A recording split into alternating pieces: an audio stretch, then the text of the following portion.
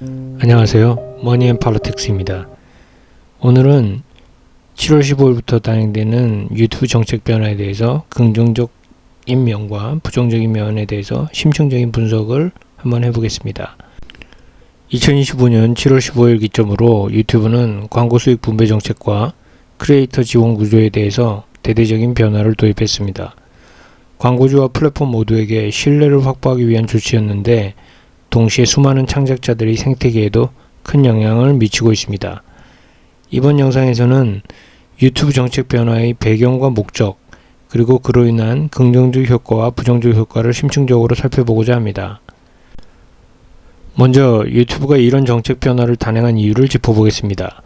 과거 유튜브는 빠른 성장과 폭발적인 이용자 증가를 바탕으로 컨텐츠 공급자와 광고주 간의 균형 맞추기의 어려움을 겪어왔습니다.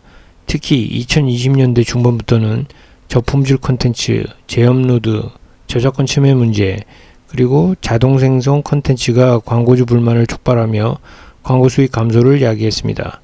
광고주들은 브랜드 이미지 훼손을 우려해 주요 광고를 안전한 채널에 집중시키기 시작했고, 유튜브는 이에 대응해 정책을 강화할 수밖에 없었습니다.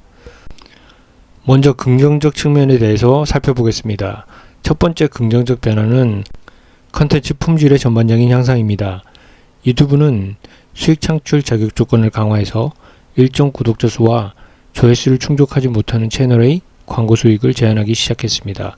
이를 통해 저작권 침해, 재업로드 혹은 스팸성 컨텐츠가 유통되는 것을 크게 줄였습니다.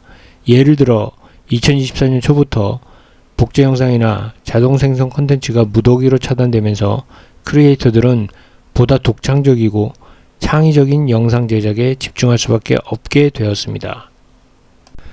결과적으로 광고주 신뢰도가 상승해서 2024년 2분기부터 광고 매출이 다시 회복세로 돌아섰다는 보고도 있습니다.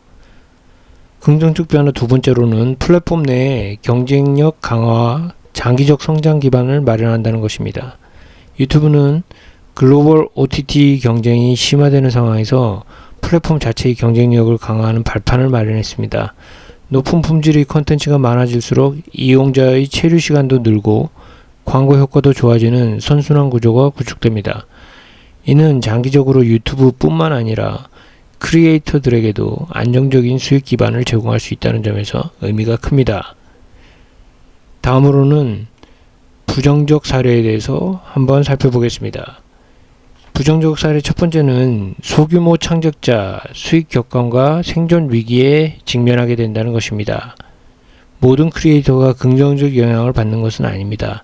특히 구독자 수 1만 명 이하, 월 조회수 수십만회 미만의 소규모 창작자들은 수익 창출 조건 강화로 인해서 광고 수익을 거의 받지 못하는 상황에 처했습니다. 한 영상 제작자 커뮤니티의 설문조사 결과에 따르면 70% 이상의 소규모 유튜버가 수익 감소 혹은 수익 전면 차단을 경험했다고 밝혔습니다. 그중 상당수는 컨텐츠 제작에 대한 의욕 저하와 활동 중단까지 고민하는 사례가 늘고 있습니다. 부정적 사례 두 번째는 수익 독점 심화와 채널 간의 양극화 문제입니다. 심각한 문제는 대형 채널과 인기 크리에이터들이 플랫폼 내 광고 수익을 독점하는 현상입니다. 유튜브 정책 변경 후에 구독자 100만 이상 대형 채널들은 기존 대비 평균 30% 이상 광고 수익이 증가했다고 보고되었습니다. 반면 중소형 채널의 광고 수익은 50% 이상 급감하는 현상이 심화되어서 결과적으로 플랫폼 내의 양극화가 가속화되고 있습니다. 이는 일부 크리에이터들이 유튜브 프리미엄이나 슈퍼챗 등 유료 수익원에 집중하는 이유가 되기도 했습니다. 세 번째 부정적 사례는 정책 집행의 불투명성과 혼란입니다. 유튜브 정책 집행 과정에서 불투명성 문제가 지속적으로 지적되고 있습니다. 예컨대 커뮤니티 가이드라인 위반 혹은 광고 적합성 제한, 기준이 모호해 크리에이터들이 정확한 사유를 알지 못하는 경우가 많습니다. 한 유명 크리에이터는 광고 수익이 갑자기 전면 차단된 이유, 구체적인 이유를 듣지 못해 법적 대응까지 검토하는 상황이 벌어지기도 했습니다. 이런 불확실성은 크리에이터들의 불신을 키우고 플랫폼 이탈을 고민하게 만드는 원인이 되고 있습니다. 일부의 컨텐츠 제작자들은 다음과 같은 얘기를 하는 사람들도 있습니다. 유튜브는 가짜뉴스를 막겠다, 컨텐츠의 질을 높이겠다. 하지만 그 뒤에 숨어 있는 건 전혀 다른 이야기일 수도 있다.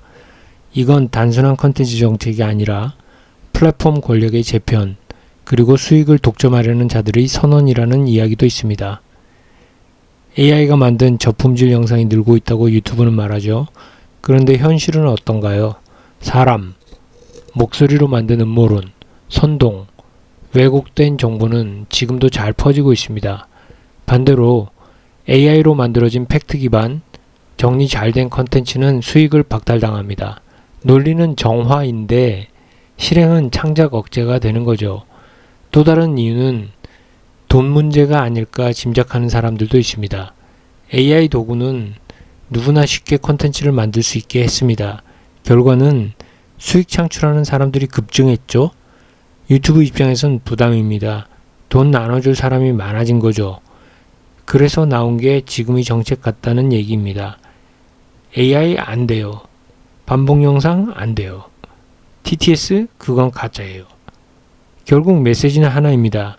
돈은 인증된 사람끼리만 나눕시다.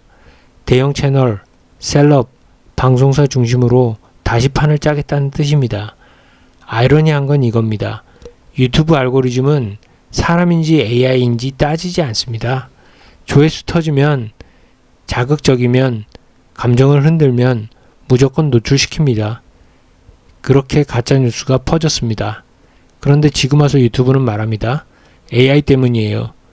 책임은 모두 창작자에게, 플랫폼의 책임은 전가하고 수익은 조정하고 정책은 강화합니다. 이건 단순한 업데이트가 아닙니다. 유튜브는 지금 창작의 자유 대신 검열과 배제를 선택하고 있다는 얘기죠. 그래서 터져나오는 일부의 목소리는 유튜브는 지금 창작자의 과거 컨텐츠를 쓰레기로 만들고 있습니다. 이유는 단 하나, 돈을 더 많은 사람들과 나누고 싶지 않기 때문입니다. 라는 얘기가 터져나오죠. 결과적으로 이러한 정책 변화는 거대 플랫폼의 수익 독점, 창작자 생태계의 붕괴, AI와 창작의 민주성에 대한 배신, 이런 결과들로 이어질 수도 있다는 얘기입니다. 자, 그럼 지금부터는 보다 균형적 시각에서 유튜브 정책의 필요성과 함께 가야 할 개선책에 대해서 알아보겠습니다. 유튜브 입장에서는 광고주 신뢰 확보와 컨텐츠 품질 관리를 위해서 정책 강화가 불가피한 선택입니다. 하지만 동시에 소규모 창작자 지원과 정책 집행의 투명성 확보가 반드시 병행되어야 합니다. 미국과 유럽의 일부 플랫폼은 크리에이터 펀드나 맞춤형 교육 프로그램 등을 도입해서 중소 창작자들의 생태계 유지에 힘쓰고 있습니다.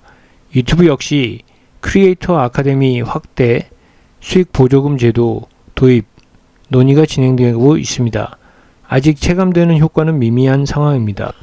유튜브에게 전하는 시청자와 크리에이터를 위한 제안과 전망은 앞으로 유튜브가 지속 가능하고 건강한 생태계를 만들기 위해서는 첫째, 정책 집행 기준을 명확하고 투명하게 공개하는 것입니다.